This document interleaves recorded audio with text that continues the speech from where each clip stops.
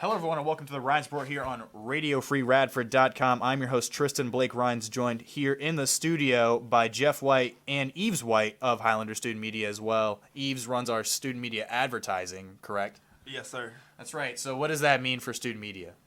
I pretty much make all the advertisements, make all the money. That's right. Keep everything going. He's an essential part of the team. We also have Geoff White. Geoff, outside of being our boss, so we're going to be a little more careful today. Just kidding. He, outside of being just our boss, he also does some music. Tell us about that, Geoff. Yeah, I play the fiddle mainly, and you can check me out on Geoff White Music on Facebook. But I play the fiddle, I play guitar, and I just like playing music wherever I go. That's right. Give him a like on Geoff White Music. He does some interesting stuff, and he's pretty good at it. So we only have a 45-minute show today, and because we're doing a panel later for the VACAS conference, correct? Yeah. So, if you are a student, feel free to come out, check us out. We will answer some student media-related questions. But let's get on to the topics today. The reason I brought Geoff on, notably, is for our first topic of the day, Virginia Tech versus Duke. And the reason I say that is Geoff is not the biggest fan of Virginia Tech as a program at all. No, I'm not. He can't stand the university.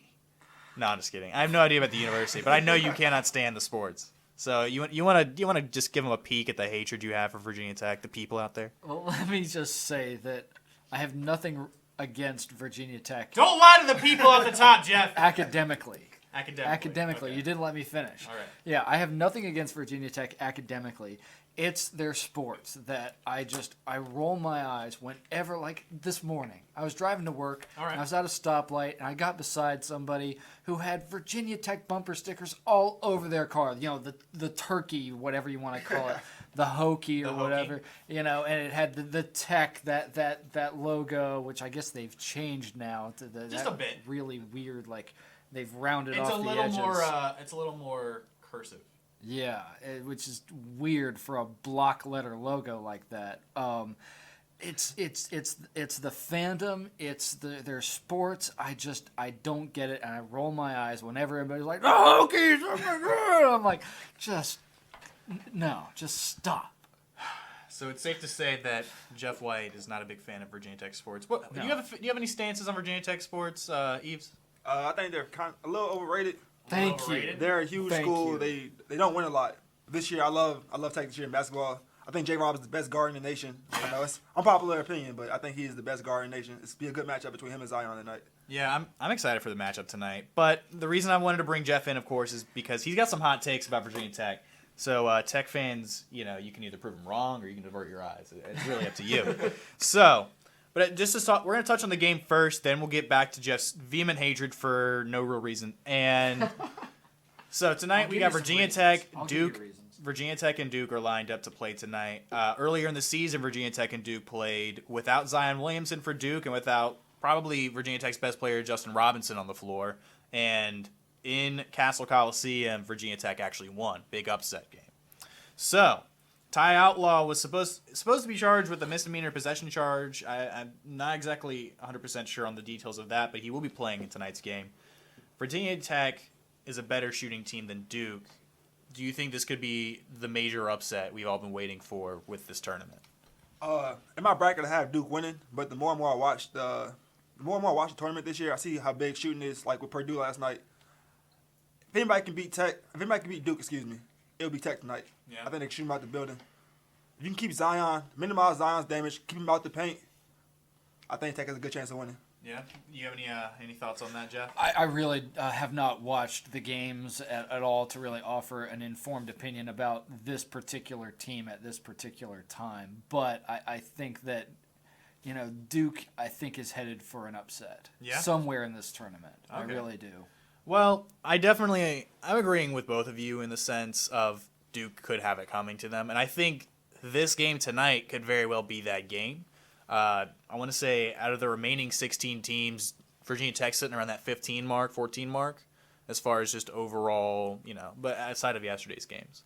So this is the biggest game of Virginia Tech history, I would argue to say. This is the first time they've been in the Sweet 16. Virginia Tech basketball history? Virginia Tech basketball history, excuse me. Virginia Tech basketball history. But they haven't been in the Sweet 16 since the 67 team, and back then it wasn't a 64-team tournament. Probably one of the best Virginia Tech basketball teams of all time, currently on the floor for them right now.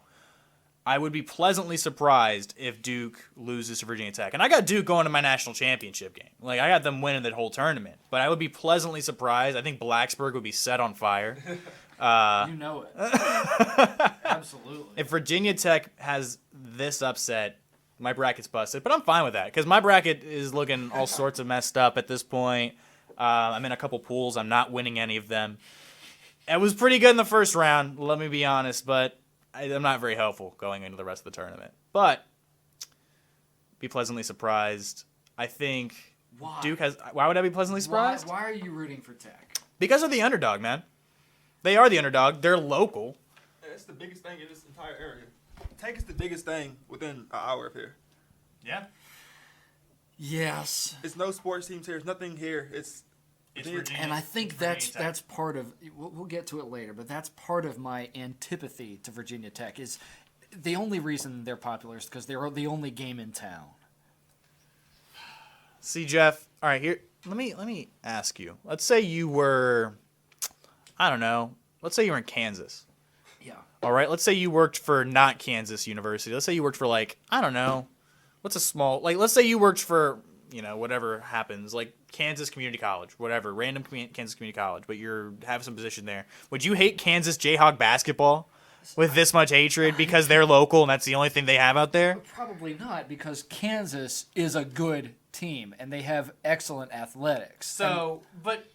So you're hating on a team while they're down? Like you're the kind of guy that kicks them while they're down, Geoff? Is that what you're saying? I'm gonna sort of tweak your analogy a little bit because Okay. I grew up in Western North Carolina. Okay. All right. My dad was a professor at Appalachian State University. Okay. And that was the local team, But where I grew up, it was either Duke or UNC. Duke, UNC, and you picked your side when you were about 5 years old. Yeah. If you really wanted to be a real weirdo, you picked NC State or Wake Forest. But you chose your side when you were about 5 years old, Duke or UNC. And I saw nothing wrong with that because Duke and UNC, even though they were, miles and miles on the other side of the state, Yeah. they have outstanding basketball programs. And so I think that their quality of their sports teams was commensurate with the fandom that they had. Mm-hmm. Tech their quality is not commensurate with the fandom that they enjoy. I think, Yves, you talked about that they just aren't that good at athletics as a lot of people think they are. Yeah, Tech haven't had a lot of good winning seasons in a while, but it's the biggest thing here. You have to support it. If you're local here, you had to root for Tech. I know you don't. I don't have to. West Virginia, what you gonna cheer for? See, I like pro sports, okay, and it's tough around here because the nearest pro sports is either maybe the Panthers or the DC sports teams. Okay, but same question to you with that. When you were in Boston and whatnot, you have a love for the Bruins. You have a love for not the Bruins, but yeah, the Red Sox, the Patriots, the Celtics, absolutely, because they're the local team.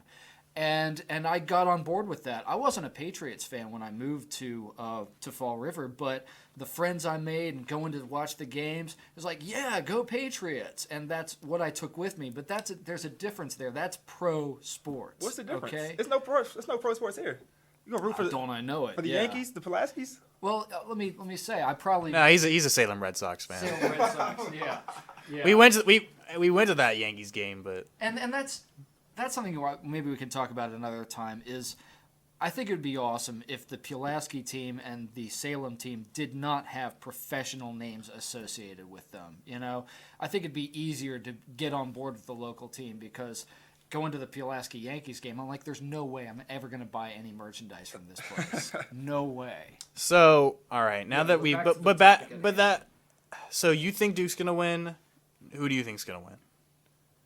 Are you pulling for the upset strong enough to actually make that your pick, or do you think that's gonna be we're sticking with Duke? It seems like the safer bet. I think Tech has a great shot, and if it might be Duke, it's gonna be Tech. But I have Duke winning it all. I think Zion is the best player I've seen ever played college basketball. I don't see anybody beating Zion at the tournament. I think if Zion's playing, they win. Any score predictions? Close game, maybe a 5-point win. 5-point win for Duke? Yeah. What about you, Jeff? Just off the top. Just throw it out there. I know you're not the biggest college basketball guy. I think it's going to be close. I think 5 points is a fair assumption, but I'll say I think 8 is still a close game. Yeah. Yeah. I would say 74-70 Duke, just because that's my bracket champion, and I'm going to consistently go with that.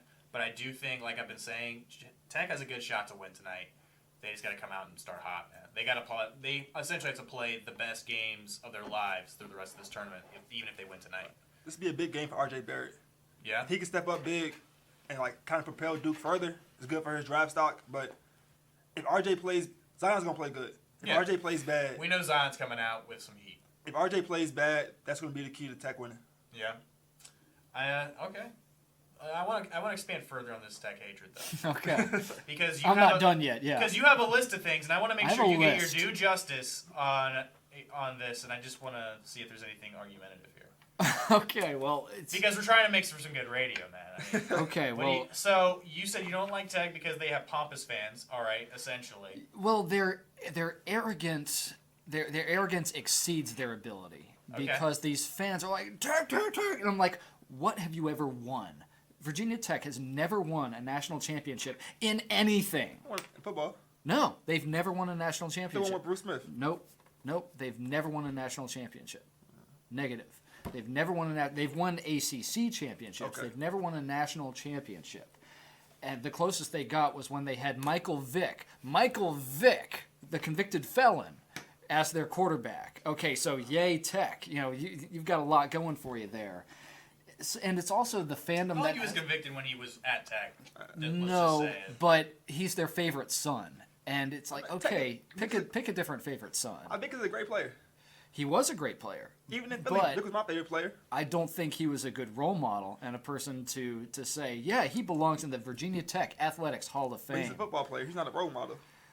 It's not his job to be a role model. That's a whole different can of worms that we're opening up. But so outside, all right, so you don't like Tech because the fan base. The fan base is, so many of them have nothing to do with the school. And yes, you get the same thing in North Carolina, people who never went and never will go to UNC or Duke. Even you were just talking about the discussion of, okay, are you a UNC or Duke fan? Even if you have nothing to do with that. So, and again, you're talking about that's commensurate with the quality of the programs. So if you're like, okay, Tech football never won a national championship, Tech sports never won a national championship, why are you a fan of them? Oh, you went there? No, I just happen to live in the region. Well, come on. You have no affiliation with this team, and if it's a professional sports team that sort of represents the region, okay, but that's not Tech.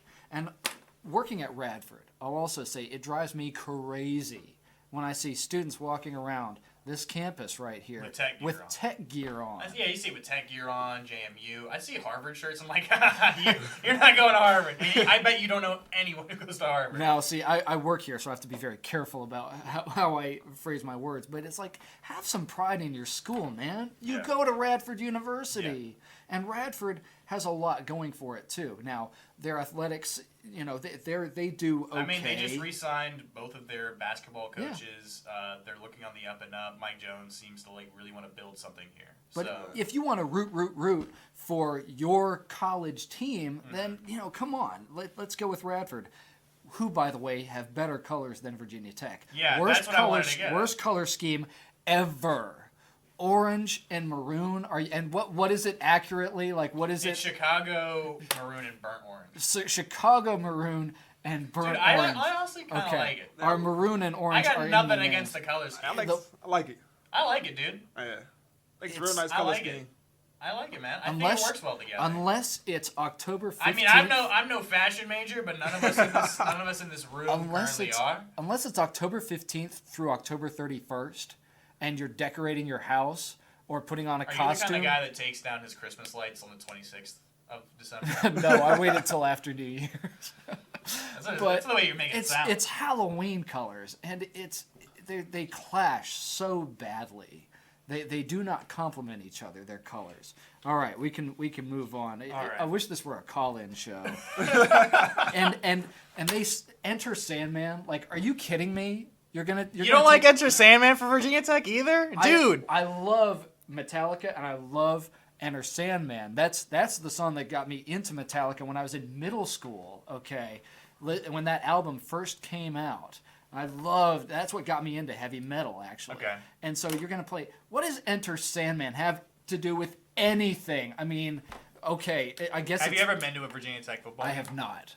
See, There it goes. it's the difference, If man. somebody gave me tickets, I might consider going.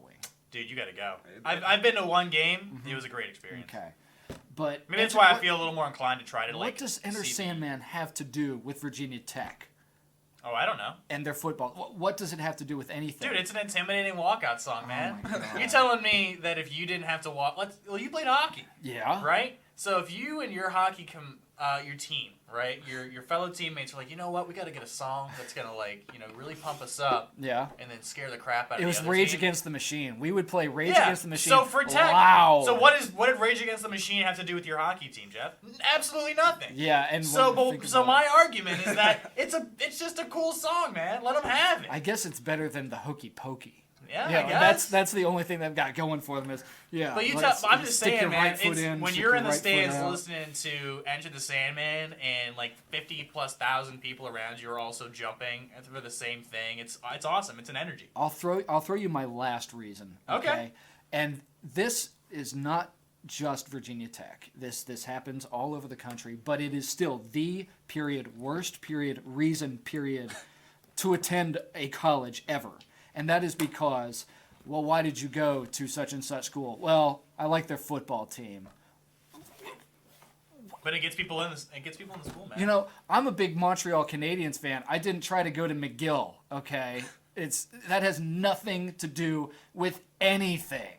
Like, you must be out your mind. Appalachian State. Yeah. State. You went to Appalachian State. No, I didn't. No, My wife did. Your Yeah. wife did. Okay. You went to. Washington and Lee. Do they have a football team? Division III. So they have a Yes. football team. Did you Yes. ever go to a game? Yes. Yeah, I mean, I'm not The saying, first half. but I I'm never- saying I never so stuck around for but the when second you were, half of But a when you were football considering team- schools football game. outside your major, let's say you had an opportunity to go somewhere. I feel like a football team is part of that experience. That for had college. nothing Yeah. to do with it. It's part of the experience. But Nothing. no, it's part of the experience. Like if Yes. it was me and I had ridiculous resources and I was a better student and I had opportunities like that, I'm not a bad student. Let me just put that out there. I might have graduated. My backup was. But if I had the opportunity to go to like a few schools and happen to have my program and one school had a football team, I'd be a little more inclined to go there, man. Okay, if that is maybe what pushes you over the edge, that one maybe factor, that 1%, like if you're 50-50 weighing No, two but I'm not different changing the schools, rest of my life because the school has a and that's what football I'm talking about. Like students who have given no other consideration to anything else. It's why do you want to go to Tech? And the only reason is well, I like their football team. You know, and I'll figure out a major later. It's like, dude, figure out your life first. So hot takes coming out of Geoff here. Anything closing you want to throw in there, Yves, or I think Geoff covered it all. you think Geoff covered it? He hated enough for everybody. All right, so everybody listening, stick around for about 30 seconds. We'll be right back. Just taking a quick break. We're back and better than ever. Radio Free Radford. Ready? Realize what I'm about to say. Come on!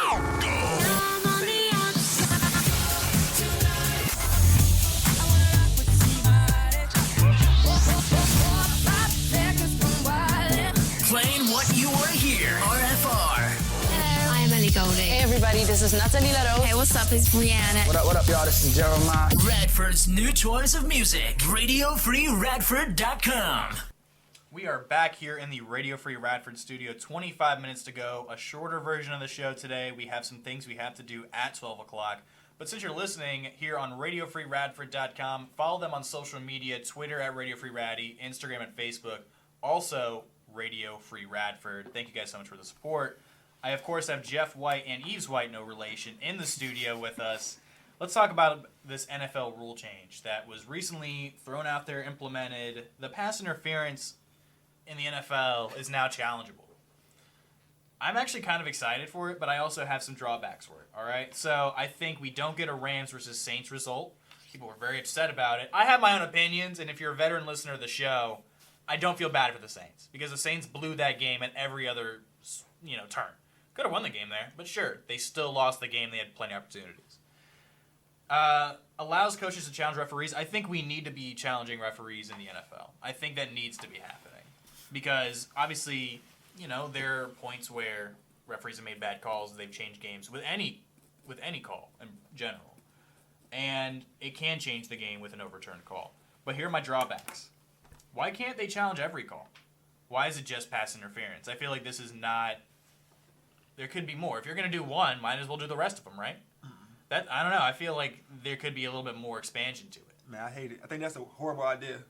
You can start being able to challenge every call. I don't like it. I'm saying you have 2 challenges like you regularly do in an NFL game, but like the ability to challenge a hold like a chop block. So you're gonna have like a purple flag for that kind of call. No, it's still a regular challenge, but you're not getting unlimited challenges with this. You get 2. But still, and the challenge rules are still the same, by the way. So everything past the 2-minute mark is still only referee reviewable. Just saying. It's a flag on every play. Somebody's holding. Yeah. Somebody jumped. Somebody's offsides. I don't like it. No. You can challenge every single thing. Everything's challengeable now. I don't like it. It slows the game down. It's play football. I agree with Yves that I think that the more and more challenges that you have, it is going to slow the game down. And it's only going to get worse. And when you're talking about why pass interference, it's because of the Rams-Saints game. Everyone knows that that's what it is. And so they're kind of like, I think, overcompensating for a very specific instance that happened that was very visible, very public. And they're like, okay, we're going to overcorrect here. I think it's an overcorrection. Well, here's my thing. And like I said, it's not like you get like 4 or 5 challenges a game. You only get 2. And if your first one doesn't work, you don't get a second. If I'm not mistaken, right? That's the NFL challenge rules. Yeah, the first half, if you challenge something and it doesn't go through, you don't get a second half challenge because you messed up. I'm pretty sure. I thought you just lose a timeout. You lose a timeout if it doesn't work, but I'm pretty sure it's something along those lines. It's something along those lines. I'm not sure that's exactly that way. But it's still the regular challenges. You can't challenge anything within the last 2 minutes of the game still. They're just giving you the ability any other time in the game where it's not, I would say it's not nearly as detrimental to the team. Hey, why can't you challenge, a completely missed holding call? Like, okay, somebody literally just held right in front of the referees. Oh, man, I'm blind, dude. I can't see. And that could impact a crucial 3rd down when somebody's trying to go down the field and score or something. That's where I'm coming from. I think if it's going to be challengeable, it shouldn't be by the coaches. It should be by the referees in the box. They should stop. Like, if it's something blatant like that, like in the Rams-Saints game, the refs in the box should be able to stop the game, review it. Absolutely. I think it's also fair. I think it's a fair statement. And I'm 100% on board with Yves that you've got to have eyes in the sky, and not the kind that it's like, okay, after the game we're going to review and critique. No, somebody that can signal immediately to the referees on the field, stop what you're doing right now, you missed something crucial. And we were talking about this earlier too, that yes, there's still things that are going to be missed, but you need what I would maybe call an electronic referee, one that is watching the television screens and isn't on the field, okay? Because you're going to be able to counter what happened in the Rams-Saints game. So, yeah, absolutely, eyes in the sky. They already do it. I mean, yeah, they kind of do, yeah. You watch the game, it's they're reviewing the call or whatever. When Mike Pereira comes on and talks about, oh, this is my opinion, this is what's happening. You're the head of the committee. Talk to the ref. Don't talk to us. Well, still talk to us. Tell us what's going on, but yeah, keep us in the loop. Talk on the field. I do think the AAF does a pretty interesting thing. I'm not saying necessarily you could probably do it for refereeship, but in general, they have a person who you get to see the live reaction of, okay, this call is being looked at again. Person up in the booth is like, okay, this person had control of the ball, blah blah. I like that idea where you're actually seeing the thought process behind said person. I think you could do something similar with the referees. Yeah, sure. But I still think you should be able to challenge. I think you should be able to challenge any call, though. I'm saying that you still keep the regular challenge rules. I'm understanding, yeah, you could probably slow things down a little bit, but it's not going to be slowed down any more than it already is. So are the refs getting held accountable for anything? Did the refs get held accountable? Yeah, for blown calls. If it's a blown call, is there repercussions for the referee? Like, besides on the field? Is it a fine? Obviously, besides changing calls, it helps improve general refereemanship, I believe. Well, what they do is that a real word? I think you just coined a phrase. I think what they do is they do critique their performance after, and depending on how good or bad you do, you get extra assignments, or you don't get as many assignments. Like, it's you blow that call. It's at some game you're like, hey, you're not going to the playoffs. Yeah. It's almost like a playoff system. Like the quality of the referees matches the quality of the play on the field. You get to the playoffs, there's a shrinking pool of referees that they're using. Yeah. But how many referee crews are there in the NFL? I mean, you have to have That at I least don't 16. I'm imagining you have to have at least 16 different referee crews for like the first few weeks, and Yeah. but in general, yeah, I think there could be more done for this rule though. I think it's a step in the right direction. I think there could be drawbacks to it as well. Though. Yes. But yeah, it's fair though to say that it could slow down the game a little bit more. It could be a slippery slope in the wrong direction. You know who I think this actually could end up hurting is the team that really was vouching for it. It's like the Saints. They could be playing. Let's say they have a really weird season. They're like on the cusp of the playoffs, and then like 2.5 minutes left in the game. Something happens. The other team's driving in the field or something. I'll go further than that, Tristan. I'll guarantee you that screw the the Saints. Saints will get screwed by this because it's just the way that life has a way of working. Like in the Patriots Chiefs game when Edelman, the ion atmosphere of his thumb, grazed the football. Did he? Didn't he? Okay, fine, he didn't. But what is it? A couple plays later? Yeah, and I don't think Edelman touched it, but it was just the fact that he goofed up so badly that the universe just had a way of saying, "Okay, we're gonna fix this." And there's another there's another implementation of a rule that was also made yesterday. A little, I wouldn't say under the radar, but definitely smaller in the scope compared to the pass interference challenges. No more blindside blocks. It's now a 15-yard penalty if a player initiates a block. This is, and I quote, initiates a block in which he is moving towards or parallel to his own end line and makes forcible contact to his opponent with his helmet, forearm, or shoulder. Previously, a blindside block was legal unless the blocker contacted the head or neck area of the opponent. I read that off of ESPN right before the show. So the general thoughts are no more blindside blocks. I know Yves. We were talking about this a little. Yves and I were talking about this yesterday. He's very passionate about his stance on this. Man, I love a good crackback. It's part of the game. I feel like it's part of the game. Yeah, man. Kick return, punt return.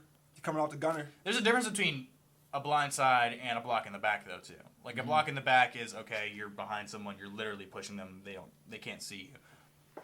A blindside block is you're laying a dude out from. He doesn't even know you're there, essentially. Do I think the reason why I think they made the rule obviously is just trying to make them safer. You don't guys getting horrifying head injuries and stuff because Kelvin Benjamin decided to come across Devin McCourty's face and smash him when he wasn't even seeing him. It's a linebacker coming at you. That is a big man. Do you think that's going to be more prevalent in general though? Like, okay, I'm running this way, and then my protection is trying to force whatever, but then whatever. I didn't do a very good job of describing that. I think if I could sort of take a little creative liberties with your question, okay.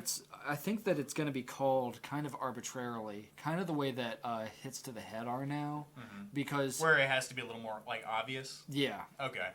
And you're going to see some slip through. I really do, because we saw it this year with hits to the head and targeting the head. They were like, why didn't they call that? Why didn't they call that? Or why did they call that one? Why did they call that one? Exactly. And I think that you're going to see the same thing with these blindside hits. That, wait, what?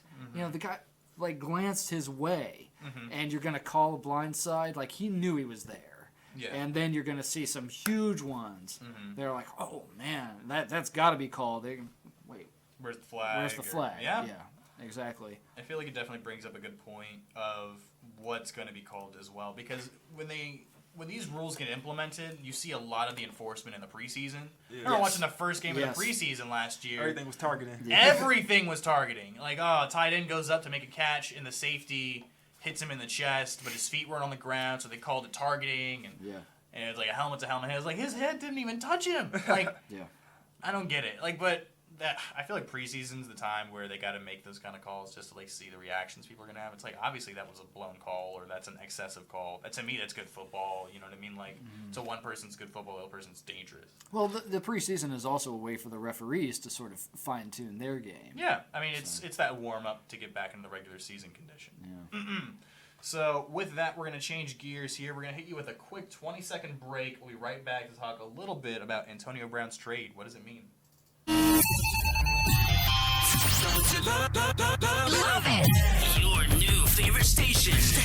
You like it, I love it. You like it, I love it. This is your man, Flo Rida. All the hits. The New River Valley's hit station. RFR. Radio Free Radford. Antonio Brown's trade to the Raiders, I feel like there's a little bit more to it. Okay. All right. We're also a little bit far away from it. Anyway, Yes, we are. So Antonio Brown's trade, I feel like it has some ramifications going throughout the NFL. Love it. I like it a lot, Love it, actually. love it. It's really similar to the NBA, the way I view this trade. Antonio Brown forced his way out of Pittsburgh to where he wanted to go. Originally, he was going to get traded to Buffalo. He was like, I don't want to go to Buffalo. It's kind of cold. Josh Rosen throws really hard. My hands are going to hurt. So I want to go play in Oakland because Derek Carr is nice. I can't remember a time this has truly happened where a player legitimately forced his way out of an organization and In went the NFL. NFL. In the NFL and actually went where he wanted to go because he had said he wanted to go to the Raiders and made it happen. So, any thoughts on this? I like it. I love it, man. Give players more freedom. They're the ones playing. They're the ones risking their line every day, risking their life every day. When they want to play, let them go play. Yeah. I won't disagree with that. Unfortunately, I don't have the contrary opinion where we can argue. Mm-hmm. Yeah, these players are the ones who are sweating and bleeding on the field and giving their lives to these sports. Mm-hmm. And they deserve a great deal more autonomy than they've been given heretofore. I mean, Antonio Brown, he basically told Pittsburgh, deal me. Get something because I don't want to be here anymore. Mm-hmm. I don't want to be a Pittsburgh Steeler. I can't stand the locker room. I don't like Mike Tomlin. Ben Roethlisberger can, do whatever the heck he wants, but I don't like him. Basically, that's what he said. I mean, and then he talked to the ownership. They just couldn't come to an agreement. He said, I'm ready to move on. I don't want to be a Pittsburgh Steeler anymore. And then when they were willing to deal him to Buffalo, he was like, I don't want to be a Buffalo Bill. It's fake news, man. It ain't happening. It's not true. But essentially, it's really similar to the NBA. I talked about this a few times, but if Giannis didn't want to be a Milwaukee Buck anymore, he could go, I don't want to be a Milwaukee Buck anymore. Trade me. And they'd be like, I guess we got to get something for you because you're not going to play for us or you're not going to care about playing for us, so let's get what we can for you. Essentially, Antonio Brown did the same thing. He's like, I'm not going to play for you guys or I'm not going to care enough to really do anything for you guys, and you can get what you want from me or you can wait for my contract to expire and I'll go elsewhere. Because they saw how annoying it was with the whole Le'Veon Bell situation. I also think Pittsburgh got two, I'm not going to call them toxic, but I think they got two of the noisemakers. I think they got the noisemakers out of the locker room, though. Because a lot of people are coming to Ben Roethlisberger's defense saying that Ben's a good guy. Ben is a horrible, horrible leader. Yeah. You're a franchise quarterback riding a motorcycle with no helmet. You don't care. Like, that actually gave him brain damage. And in press conference, Ben Roethlisberger's brain damage, like beyond all repair. But also you've got Ben Roethlisberger throwing people under the bus publicly in a way that other quarterbacks just do not do. Oh, I understand what you're saying. I also think that a lot of this noise happened to come from also Antonio Brown, Le'Veon Bell, though.